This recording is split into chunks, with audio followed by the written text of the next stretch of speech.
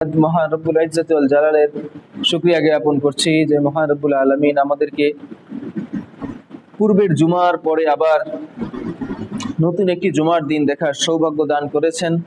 আমাদেরকে সুস্থ সবল রেখে সুস্থ সবল ভাবে সহিহ সালামতের সাথে মসজিদে আসার বসার তৌফিক দান করছেন।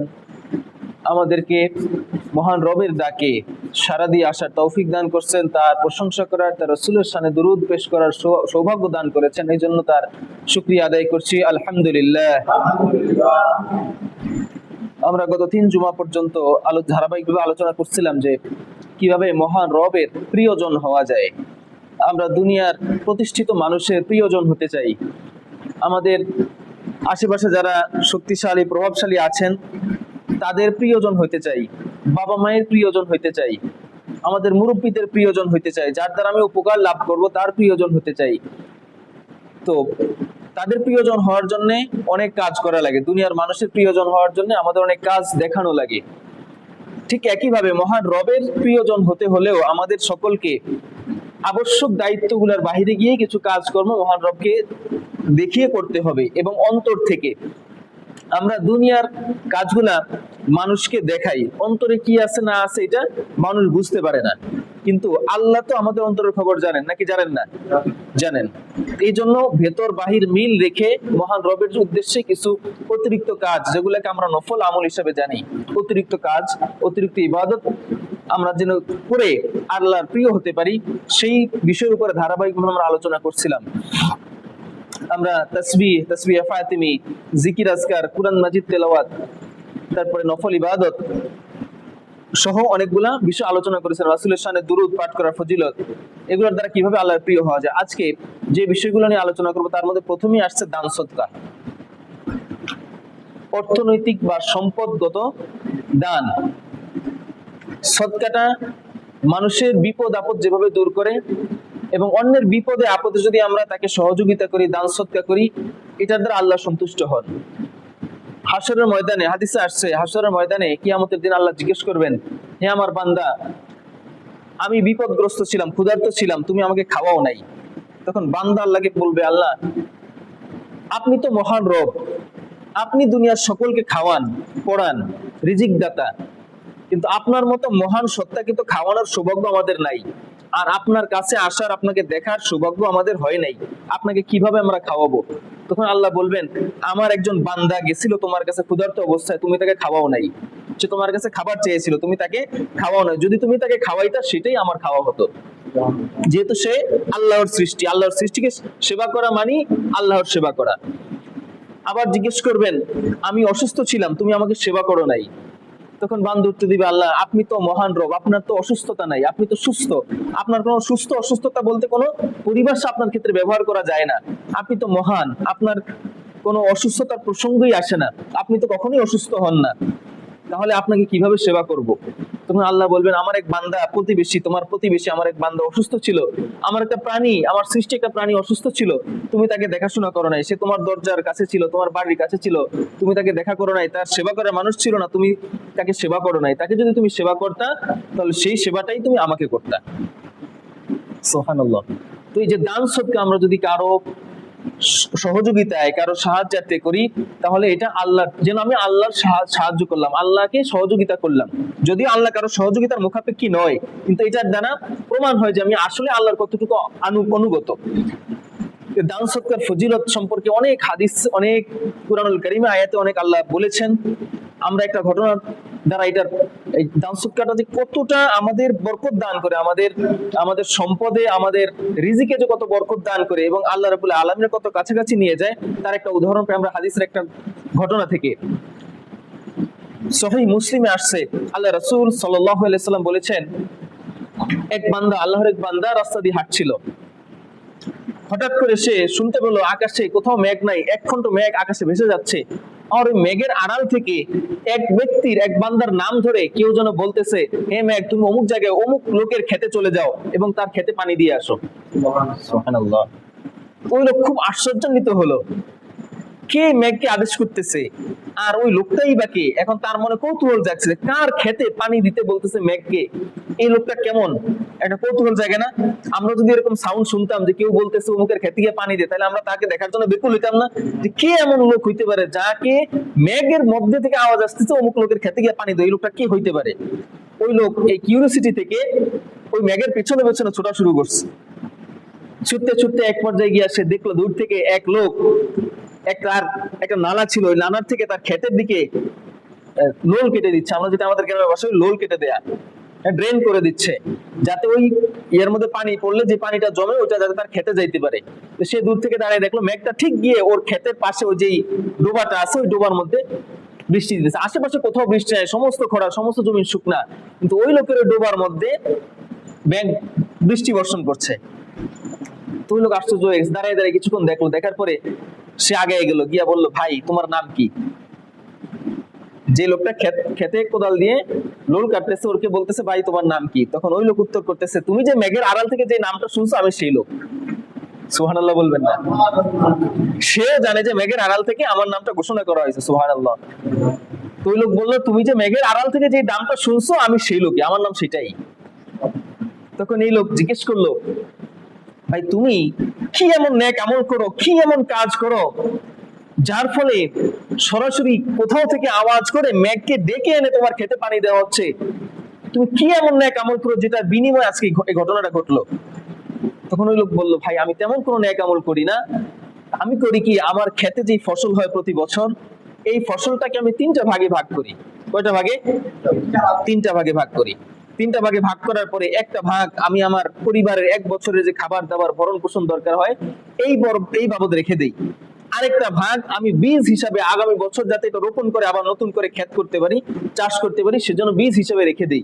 আর তৃতীয় যে অংশটা আমার অতিরিক্ত থাকে, এই অংশটা আমি আমার আশেপাশে গরিব মিসকিন ভাই ব্রাদার আত্মীয় স্বজন প্রতিবেশী যারা আছে এদের মধ্যে দান করে দিই।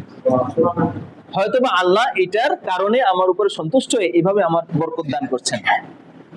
আমরা জানি যে দান করলে আমাদের টাকা কমে যায়, পকেটে 10 টাকা আছে, 10 টাকা দিলে মনে হয় আমার 10 টাকা শেষ হয়ে গেল। আসলে না, আমরা যখন পকেট থেকে দান করব আর বিপদের সময় যদি দান করি, এই দানটা আল্লাহর দরবারে বেশি কবুল হয়। আল্লাহ দেখেন যে এই লোকটা কঠিন মুসিবতের মধ্যে আছে, এরপরও তার পকেটে যা ছিল সমস্ত সম্পদগুলো আমার রাস্তায় দান করে দিল, আমার সন্তুষ্টির জন্য দান করে দিল, তখন আল্লাহ বেশি সন্তুষ্ট হয়ে যান।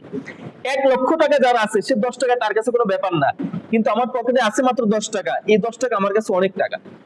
সুতরাং এই অবস্থায় যদি আমি 10টা টাকাও দান করি, 1টা টাকাও দান করি, এটা অনেক, মহান রবের কাছে এটা তুলনা অনেক। হযরত আবু বকর রাদিয়াল্লাহু তাআলা, হযরত ওমর রাদিয়াল্লাহু তাআলা এরা সব সময় নেকের কাজে পাল্লা ধরতেন, কিন্তু ওমর রাদিয়াল্লাহু তাআলা কোনদিন আবু বকর রাদিয়াল্লাহু তাআলার সাথে পাল্লা দিয়ে পারেন নাই। একবার তিনি কোন একটা যুদ্ধে আল্লাহর হাবিব সাল্লাল্লাহু আলাইহি ওয়াসাল্লাম ঘোষণা দিয়ে দিলেন যে তোমাদের যার যা আছে তাই নিয়ে আসো।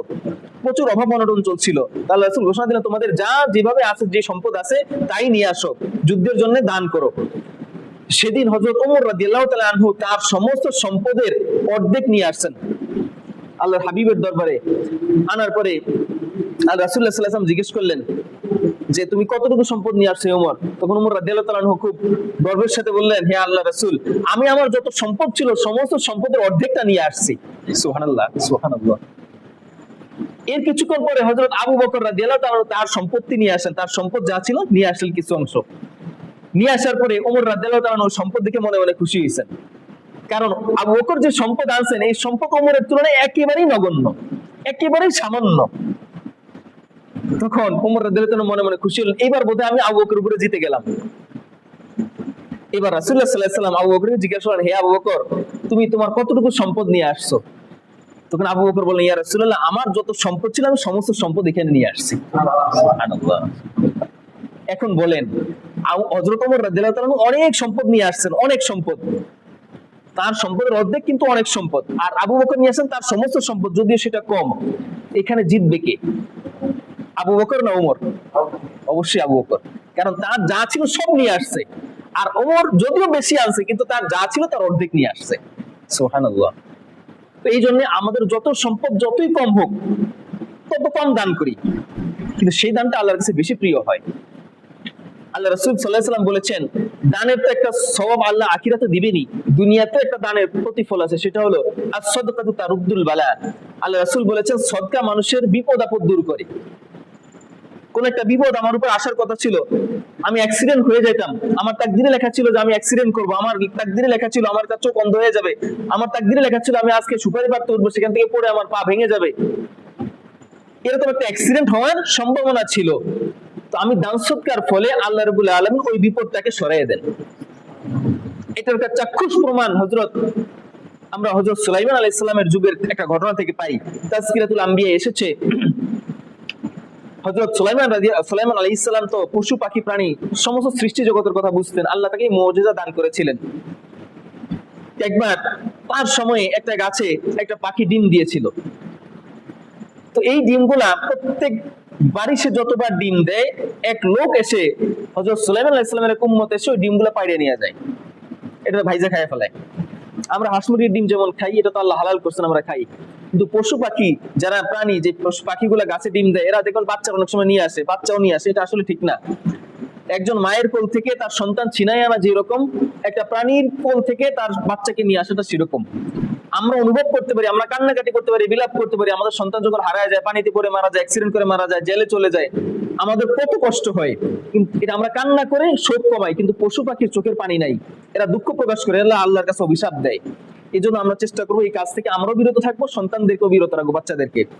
তো ওই পাখিটা এসে হযরত সুলাইমান আলাইহিস সালামের কাছে অভিযোগ করলো, ইয়া নবী আল্লাহ, আপনার এক উম্মত আমার এই ডিমগুলা নিয়ে আসে, আমি বাচ্চা দেওয়ার জন্য ডিম পারি, সে প্রতিবার ডিমগুলা নিয়ে আসে, আপনি এটা বিচার করেন।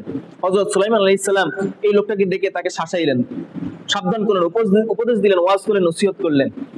করার পরে সে চলে গেল। আবার কিছুদিন পরে পাখিটা ডিম দিল, আবারও সে একই কাজ করলো। এবারও পাখি এসে হযরত সুলাইমান আলাইহিস সালামের কাছে অভিযোগ করলো। এর কিছুদিন পর আবার সে একই কাজ করলো, ওই পাখি ডিম দিল তৃতীয়বার। এরপর ওই লোকটা ডিম নিয়ে আসলো। এবার পাখি এসে সুলাইমান আলাইহিস সালামকে বললো, ইয়া নবী আল্লাহ, আপনি কোনো ব্যবস্থা করলেন না, আপনার কাছে আমি অভিযোগ করলাম, আপনি আল্লাহর নবী, আমি ভাবছিলাম আপনার দ্বারা এটা প্রতিকার হবে, কিন্তু এটা কোনো ব্যবস্থা হলো না। এবার সুলাইমান আলাইহিস সালাম চিন্তা করলেন যে এই লোককে ওয়াজ নসিহতে কাজ হবে না। তিনি একটা জিনকে ঠিক করে দিলেন যে তুমি ওই লোক যখন গাছে উঠবে ডিম পাড়ার জন্য, তুমি ওকে গাছ থেকে ধাক্কা দিয়ে ফেলাই দিবা। ওই জিন গিয়া পাহারা দিচ্ছে কবে এই লোক আসবে, ওই গাছের কাছেই সে থাকে। হঠাৎ করে একদিন ওই লোক আসলেই আসছে গাছ থেকে ডিম পাড়ার জন্য। সে যখন গাছে উঠতে যাবে, ঠিক এই মুহূর্তে একটা গরিব মিসকিন ওইখান দিয়ে যাইতেছিল। যাওয়ার পথে সে বলল, ভাই আমি প্রচন্ড ক্ষুধার্ত, আপনার কাছে যদি কিছু থাকে, খাবার জিনিস হোক বা কোনো সম্পদ হোক, আপনি আমাকে দান করেন। তো ওই লোকের ব্যাগের মধ্যে কিছু খাবার ছিল। তো ওই লোক গাছে ওঠার আগে কিছু খাবার ওই ব্যাগের মধ্যে থেকে বের করে ওই গরিবকে দিল, মিসকিনকে দিল। দেওয়ার পরে ওই লোক চলে গেল। চলে যাওয়ার পরে সে উঠে গাছ থেকে ডিম পাইড়ে নিয়ে আবারও খাইয়া ফেলাইছে।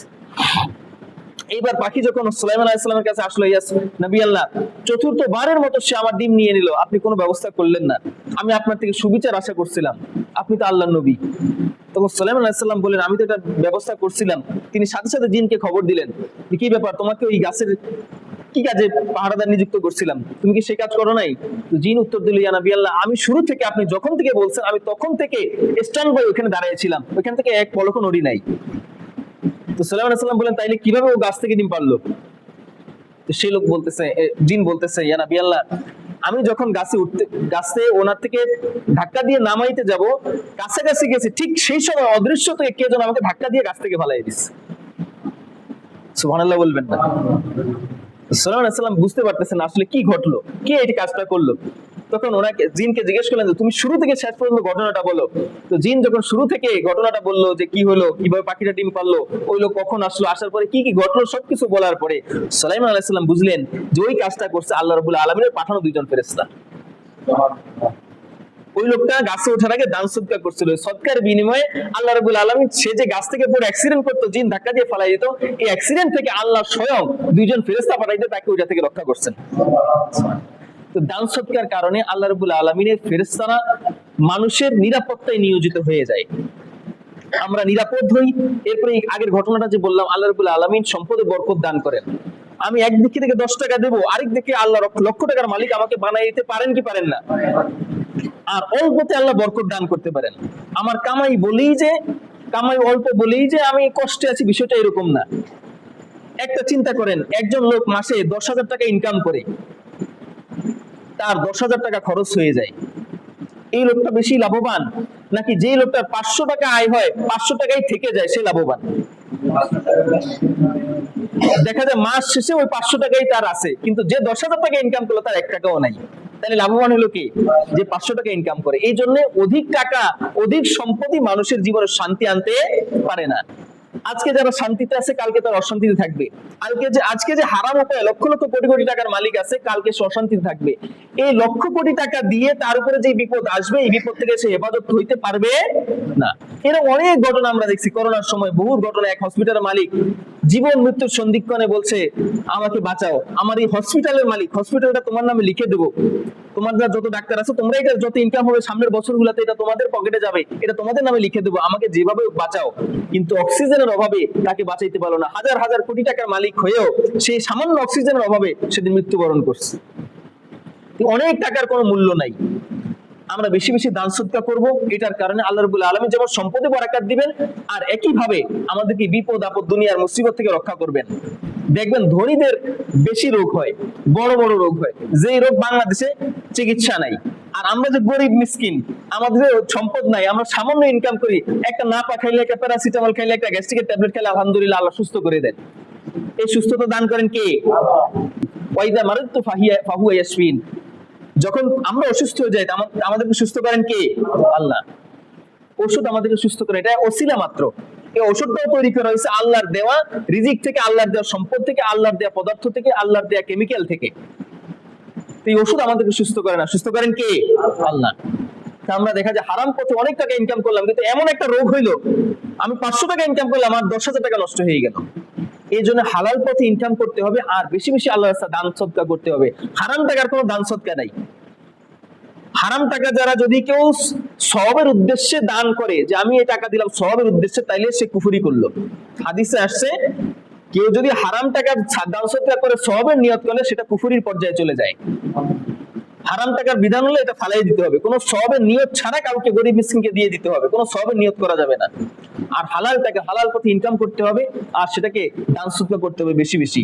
আর যাকাত ফরজ হলে তো যাকাত দিতে হবে, যাকাতের দ্বারা সম্পদ বৃদ্ধি পায় এবং সম্পদ পবিত্র হয়।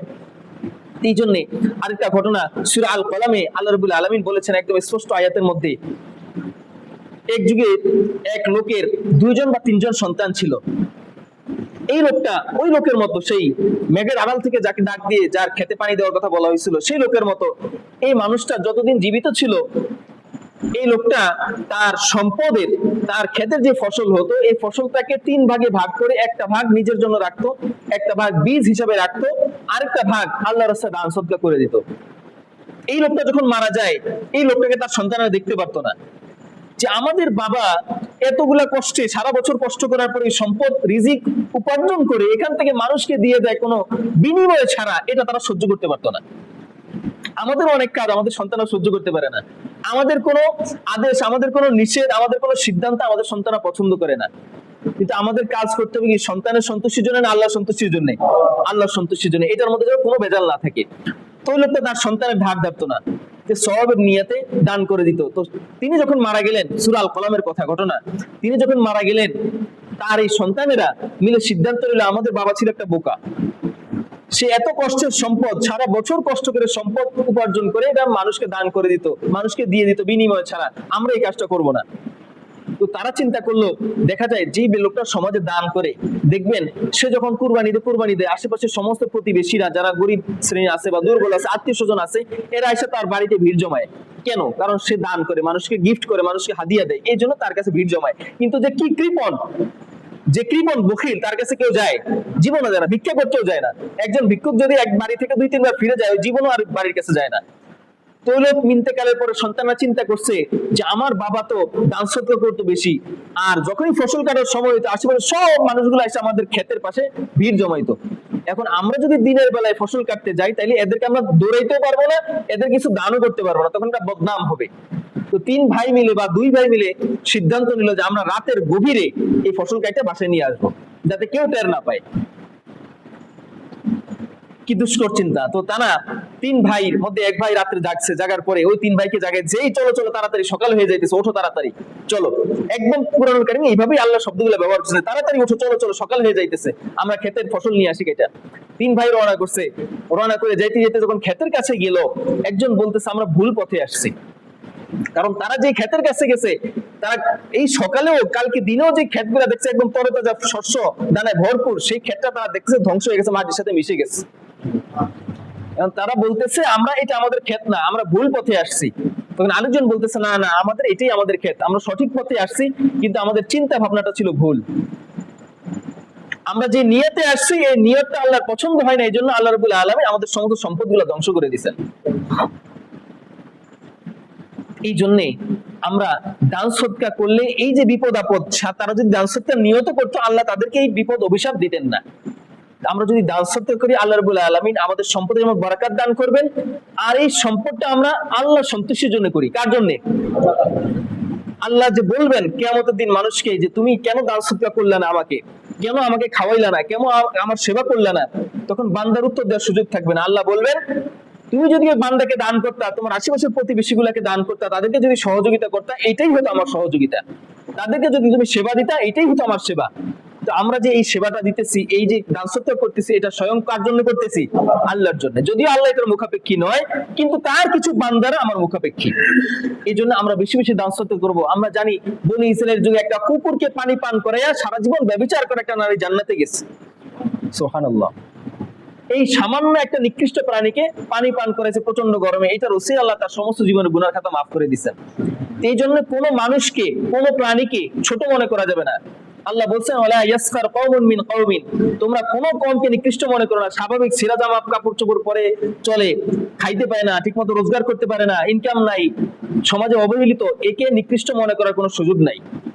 কারণ আল্লাহ রাব্বুল আলামিনের কাছে মানুষের লিবাস, মানুষের দুনিয়ার ঐশ্বর্য, দুনিয়ার সম্মানের দ্বারা আল্লাহ রাব্বুল আলামিনের কাছে সম্মানিত হয় না। আল্লাহ রাব্বুল আলামিনের কাছে সম্মানিত হওয়ার যেই মানদণ্ড, সেটা হলো তাকওয়া, আল্লাহর ভয়। আল্লাহ বলেছেন ইন্না আকরামাকুম ইনদাল্লাহি আতকাকুম, তোমাদের মধ্যে আল্লাহর কাছে সবথেকে সম্মানিত সে যার মধ্যে তাকওয়া সবথেকে বেশি আছে। এই জন্য আর এই দুই নাম্বার যে কথাটা বলবো, আল্লাহ প্রিয় হওয়ার জন্য যে কাজটা, একটা গেল দান সদকা করা, আর দ্বিতীয় যে কাজটা সেটা হলো তাকওয়া অবলম্বন করা। আমরা যে কোনো কাজে আল্লাহর ভয়ে কাজটা করব, আল্লাহর ভয়ে কাজটা ত্যাগ করব। এটা সংজ্ঞায় তাকওয়া কাকে বলে, এটা সংজ্ঞায় বলেছেন উলামায়ে কেরাম ওয়া ইমতিসালু আওয়ামিরিল্লাহ ওয়াল ইজতিনাবু আন নাওয়াহি। তাকওয়া হলো কি? আল্লাহর ভয়ে খারাপ কাজ থেকে বিরত থাকা, আর আল্লাহর ভয়ে ভালো কাজ করা, আল্লাহর সন্তুষ্টির জন্য ভালো কাজ করা, আল্লাহর আদেশ করা কাজগুলো করা, আর আল্লাহর ভয়ে তার খারাপ, তার নিষেধ করা কাজগুলো থেকে বিরত থাকা, এটাই হলো তাকওয়া। আল্লাহ বলেছেন ওয়ালিমান খাফা মাকামা রাব্বিহি জান্নাতান, কুরআনুল কারীমে আল্লাহ বলেছেন যে ব্যক্তি আল্লাহর সামনে দণ্ডায়মান হওয়াকে ভয় করে। আমরা মরে গেলে কি মাটির সাথে মিশে যাব না আল্লাহর সামনে দাঁড়াইতে হবে? ছোট্ট একটা ঘটনা বলি। এক ব্যক্তি সারা জীবন পাপ কাজ করছে। এই লোকটা পাপ কাজ করতে করতে শেষ জীবনে যখন তার চুল দাড়ি পাকলো, তখন তার মৃত্যুর কথা স্মরণ হইল। আমরা যখন যুবক থাকি তখন আমাদের মৃত্যুর কথা স্মরণ পড়ে না। যখন চুল দাড়ি একটু সাদা হয় তখন মনে হয় যে আমার কবরে যাওয়ার সময় চলে আসছে। এই দাড়ি সাদা হয়ে যাওয়া কবরে যাওয়ার আলামত, সাইন অফ কবরের আলামত।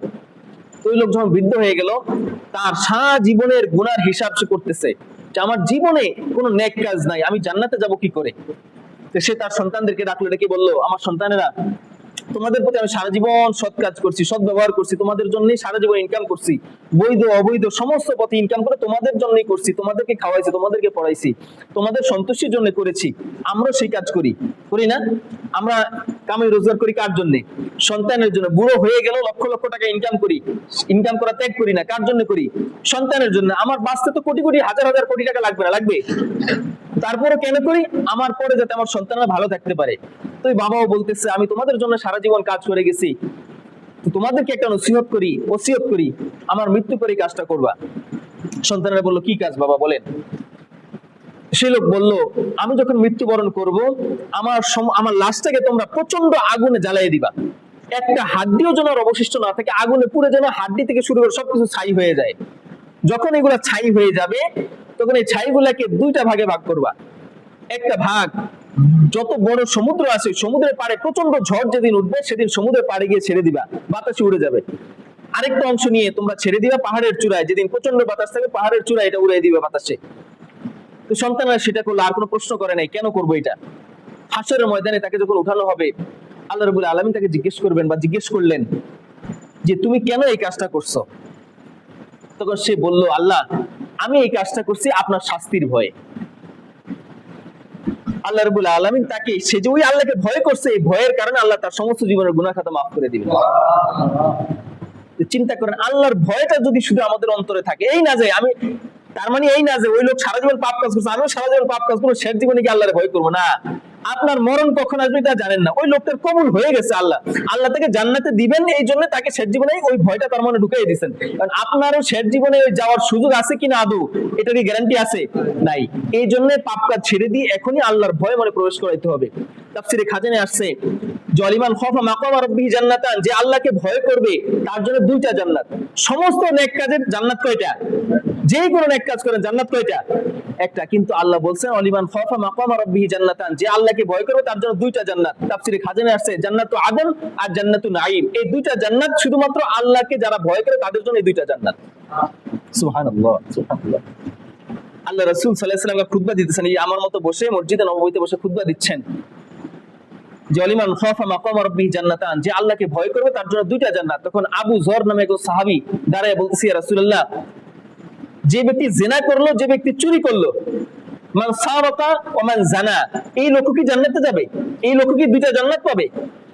আল্লাহ রাসূল সাল্লাল্লাহু আলাইহি ওয়াসাল্লাম বলেন, ইন্না মান সারাকা ওয়া মান জানা, নিশ্চয়ই যে জিনা করলো, যে চুরি করলো, সেও জান্নাত, দুইটা জান্নাত পাবে। একবার বলছে, বলার পরে আবার যখন রাসূলুল্লাহ সাল্লাল্লাহু আলাইহি ওয়াসাল্লাম বললেন অলিমান খাফা মাকাম রাব্বিহি জান্নাতান, তখন ওই সাহাবী দাঁড়ায় আবার প্রশ্ন করছে, ইয়া রাসূলুল্লাহ, যে জিনা করলো, যে চুরি করলো, সেও কি দুইটা জান্নাত পাবে? আল্লাহ রাসূল আবারও বললেন, হ্যাঁ, সেও দুইটা জান্নাত পাবে। এবার ওই সাহাবী দাঁড়ায় আবারও জিজ্ঞেস করলেন, ইয়া রাসূলুল্লাহ, যে জিনা করলো, যে চুরি করলো, সেও কি দুইটা জান্নাত পাবে? আল্লাহ রাসূল বলেন, হ্যাঁ, যার মনে আল্লাহর ভয় আছে সে দুইটা জান্নাত পাবে। সুবহানাল্লাহ বলবেন না? সুবহানাল্লাহ। তো সর্বশেষ রাসূল রাগান্বিত হইয়া প্রশ্ন বললেন, রাগিমা আনাফু যার আবি যাররিন, আবু যারের নাক ধুলায় মলিন হোক। এটা আরব দেশের ভাষায় একটা, মানে কারো প্রতি রাগ হয়ে গেলে, ক্ষোভ হয়ে গেলে তখন এই কথাটা বলা হইতো, রাগিমা আনাফু আবি যাররিন, আবু যারের নাক ধুলায় মলিন হোক, মানে সে অপমানিত হোক বা লাঞ্ছিত হোক। এটা রাসূল সাল্লাল্লাহু আলাইহি ওয়াসাল্লাম তার উপরে একটা শাসন থেকে বলছেন। এটা এটা তার প্রতি অভিশাপও না, তার প্রতি সে বারে বারে আল্লাহ রাসূলকে একই প্রশ্ন বারবার করলো, এটা তার রাসূল একটু বিরক্ত হয়েছেন। কিন্তু আবু যর রাদিয়াল্লাহু তাআলা এই প্রশ্নটা করছেন এটার গুরুত্ব বোঝানোর জন্য। এই আল্লাহর হাবিব সাল্লাল্লাহু আলাইহি ওয়াসাল্লাম যদি এই কথাটাকে তিনবার না বলতেন, তাহলে এটার গুরুত্ব আমরা বুঝতাম না। একবার বললে কথাটা ওইখানেই শেষ হয়ে যেত। কিন্তু আল্লাহ রাসূল যখন তিনবার বললেন যে আল্লাহকে যে ভয় করবে তার জন্য দুইটা জান্নাত, যে আল্লাহকে ভয় করবে তার জন্য দুইটা জান্নাত, যে আল্লাহকে ভয় করবে তার জন্য দুইটা জান্নাত, সে চুরি করলেও সে জিনা করলেও, এই কথাটা দ্বারা আমরা বুঝতে পারলাম যে আল্লাহকে ভয় করার প্রতিদান কত বড়। এই আবু যার যদি এই প্রশ্ন তাকে তিনবার না করতেন, তাহলে এটার গুরুত্ব আমরা বুঝতে পারতাম না। এই জন্য আল্লাহকে ভয় করতে হবে সকল কাজে, সকল কাজে আল্লাহর ভয় এবং খুলুসিয়াত থাকতে হবে। এই যত নেক আমলগুলোর কথা বললাম, এই সমস্ত নেক আমলের ভিত্তি হলো তাকওয়া এবং ইখলাস, নির্ভেজাল ইবাদত এবং আল্লাহকে ভয় করা। যে ইবাদতের মধ্যে মানুষকে দেখার উদ্দেশ্য আছে, যে ইবাদতের মধ্যে মানুষকে সন্তুষ্ট করার উদ্দেশ্য আছে, এই ইবাদতগুলো আল্লাহ কখনোই কবুল করবেন না। আল্লাহ বলছেন আখলিস, আল্লাহ রাসূল সাল্লাল্লাহু আলাইহি ওয়াসাল্লাম বলেছেন আখলিস দীনাকা, তোমার ঈমানকে খাঁটি করো, নির্ভেজাল করো, ইয়াকফিকাল আমালুল কলিল, তুমি যদি সামান্য ইবাদত করো, সামান্য আমল করো, সেটা আল্লাহর দরবারে কবুল হয়ে যাবে। তুমি যদি সামান্য ইবাদতের মাধ্যমেও নফল ইবাদত করো, সেটার বিনিময়ে আল্লাহ তোমাকে জান্নাত দিবেন, সেটার বিনিময়ে আল্লাহ তোমাকে মাফ করে দিবেন। কিন্তু ঈমানকে খাঁটি করতে হবে ইখলাসের সাথে, সমস্ত কাজ ইখলাসের সাথে, গুরুত্বের সাথে, একমাত্র আল্লাহর সন্তুষ্টির জন্য করতে হবে। ছোট কাজ হোক বা বড় কাজ হোক, 1 টাকা দান করো বা 1 লক্ষ টাকা দান করো, যতটুকু কাজই করবে শুধু আল্লাহর সন্তুষ্টির জন্য। এই আল্লাহর সন্তুষ্টির পরীক্ষা সামনে আসতেছে আমাদের কুরবানির ঈদ, এটা নিয়ে আগামী জুমা ইনশাআল্লাহ আলোচনা করব, আল্লাহ তৌফিক দান করলে, যদি হায়াতে বাঁচায় রাখেন। ইখলাসের সাথে কাজ করতে হবে। একটা ঘটনা বলি, হযরত খালিদ সাইফুল্লাহ রাদিয়াল্লাহু তাআলা আনহু অনেক বড় একজন সাহাবী ছিলেন, অনেক বড় একজন যোদ্ধা ছিলেন। তিনি সারা জীবনে যতগুলো যুদ্ধে নেতৃত্ব দিয়েছেন, একটা যুদ্ধ পরাজিত হন নাই। এত, তার মানে যুদ্ধ ক্ষেত্রে এত প্রতিভা ছিল, এত দূরদর্শিতা ছিল, একদম রাসূলের যুগ থেকে শুরু করে সাহাবায়ে কেরাম, হযরত আবু বকর, ওমরের সময় পর্যন্ত তিনি সেনা প্রধান ছিলেন। কোন যুদ্ধে তিনি পরাজিত হন নাই। এমনকি তিনি যে উহুদ যুদ্ধে কাফির ছিলেন, এই খালিদ সাইফুল্লাহ উহুদ যুদ্ধে কাফির ছিলেন, তখন মুসলমান হন নাই। সেই উহুদ যুদ্ধে মুসলমানদেরকে পর্যন্ত নাস্তানাবুদ করে ফেলছেন। এত দূরদর্শী, এত মানে প্রতিভা সম্পন্ন সেনা প্রধান ছিলেন। তো তিনি হযরত ওমর রাদিয়াল্লাহু তাআলা খেলাফত কালে হযরত ওমর রাদিয়াল্লাহু তাআলা যখন প্রেসিডেন্ট হইলেন তখন তাকে তার পদ থেকে ইস্তফা দিলেন, তার পদ থেকে সরাই দিলেন, সেনা প্রধানের পদ থেকে সরাই দিলেন, এবং সেখানে আবু উবাইদা রাদিয়াল্লাহু তাআলা আনহু নামে একজন সাহাবী ছিলেন, তাকে সেনা প্রধান নিয়োগ করলেন। এটা করার কতগুলো কারণ আছে, তার মধ্যে একটা কারণ হযরত ওমর রাদিয়াল্লাহু তাআলা স্বয়ং নিজে বলছেন। অনেকে এটা নিয়ে সমালোচনা করছিল যে ওমর মনে হয় খালিদকে পছন্দ করেন না, অথবা খালিদ খালি প্রত্যেক যুদ্ধে জিতেন, এই জন্য তার প্রতি হিংসা করে মনে হয় এই কাজটা করছেন। আসলে না, হযরত ওমর বলছিলেন যে আমি যদি খালিদকে এই পদ থেকে না সরাই, তাহলে সমস্ত মানুষের একটা ধারণা আসবে খালিদের সাথে মনে হয় স্পেশাল একটা পাওয়ার আছে, তার মনে মনে কুদরতি খোদার একটা কুদরত আছে, এটা দিয়ে সে যুদ্ধে জয়লাভ করে। তাইলে মানুষের তার প্রতি আস্থা আসবে, আল্লাহর প্রতি আস্থাটা কমে যাবে। কথাটা বুঝতে পারছেন? তিনি শুধু যে যুদ্ধ করেন, যে যুদ্ধে নেতৃত্ব দেন, সেটাই জয়লাভ করেন, সেটাই জয়লাভ করেন, কোনো পরাজয় নাই। খালিদের মধ্যে মনে হয় স্পেশাল কোনো ক্ষমতা আছে।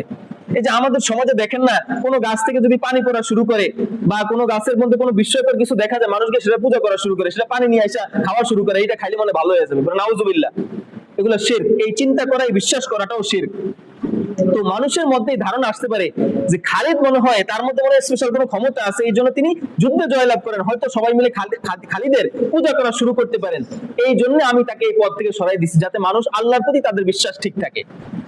তো খালিদ রাদিয়াল্লাহু তাআলা থেকে যখন এই পদ থেকে সরিয়ে দেওয়া হলো, এরপরে একটা যুদ্ধে খালিদ রাদিয়াল্লাহু তাআলা প্রচন্ড বীরের, আগে যে বীরত্ব নিয়ে যুদ্ধ করতেন তার চেয়ে বহুগুণ বীরত্ব নিয়ে তিনি সেই যুদ্ধে অংশগ্রহণ করলেন, প্রচন্ড বীরত্ব প্রদর্শন করলেন। তখন আশেপাশের সাহাবা একরাম জিজ্ঞেস করলেন, খালিদ, আপনাকে তো ওমর রাদিয়াল্লাহু তাআলা ওই পদ থেকে সরিয়ে দিলেন, সেনা প্রধানের পদ থেকে, আপনার তো উচিত ছিল এই যুদ্ধে অংশগ্রহণ না করার।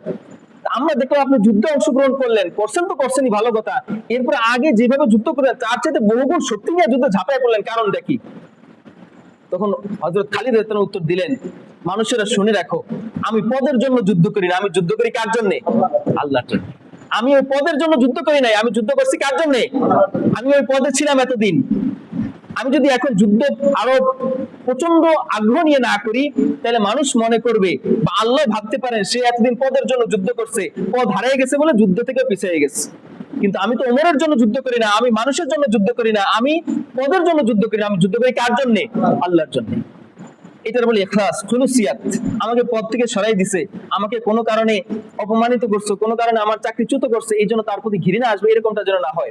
আমাদের অপরাধ স্বীকার করতে হবে, আর মহান রবের সন্তুষ্টির জন্য, ছোট হোক বড় হোক, সমস্ত কাজগুলা মহান রবের সন্তুষ্টির জন্য করতে হবে। আল্লাহ রাব্বুল আলামিন বলেন, কুল, আপনি বলে দিন, ইন্না সলাতি ওয়া নুসুকি ওয়া মাহইয়ায়া ওয়া মামাতি লিল্লাহি রাব্বিল আলামিন। আপনি ঘোষণা দেন, ইন্না সলাতি, আমার নামাজ, ওয়া নুসুকি, আমার কুরবানি, ওয়া মাহইয়ায়া, আমার জীবন, ওয়া মামাতি, আমার মৃত্যু, সমস্ত কিছু কার জন্য? আল্লাহর জন্য। এই ঘোষণা মুখেও দিতে হবে। আর এই ঘোষণা, একটা হাদিসে আসছে যে আল্লাহ রাসূল যখন নামাজে দাঁড়াইতেন এবং যখন কুরবানি করতেন তখন এই দোয়াটা পড়তেন, আমার নামাজ, আমার কুরবানি, আমার জীবন, আমার মরণ সবকিছু যেন আল্লাহর জন্য হয়। আল্লাহ রাব্বুল আলামিন আমাদেরকে এই যতগুলো আলোচনা গত কয়েক জুমায় হলো, এর উপরে ইখলাসের সাথে মহান রবের সন্তুষ্টির উদ্দেশ্য নিয়ে এর উপরে আমল করার তৌফিক দান করুন। সকলে বলি আমিন। মা আসআলুকুম মিন আজরিন ইন আজরিয়া ইল্লা আলা রাব্বিল আলামিন।